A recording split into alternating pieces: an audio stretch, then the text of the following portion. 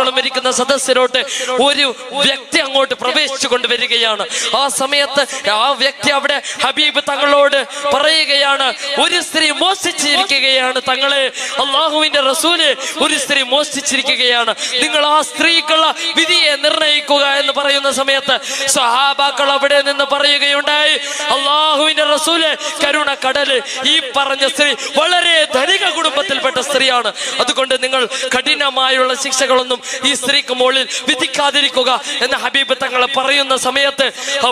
ഹബീബ് തങ്ങളോട് പറയുന്ന സമയത്ത് അവിടെ നിന്ന് ഹബീബിന മുത്ത് മുഹമ്മദ് മുസ്തഫ, നമ്മുടെ ഏവരുടെയും നേതാവായ കരുണക്കടലായ തങ്ങൾ അവിടെ നിന്ന് പറയുകയാണ്, കട്ടത് ആരാണെങ്കിൽ പോലും, കട്ടത് എന്റെ മകൾ ഫാത്തിമ ആയിക്കോട്ടെ, അവളുടെ കൈ ഞാൻ വെട്ടുക തന്നെ ചെയ്യും, അവൾക്ക് ഞാൻ ശിക്ഷിക്കുക തന്നെ ചെയ്യുമെന്ന് ഹബീബ് തങ്ങൾ പറഞ്ഞ വാക്കുകൾ നമ്മുടെ ജീവിതത്തിൽ ഇന്നും ഞങ്ങൾ നിമിത്തമായി കൊണ്ടുവെക്കണം.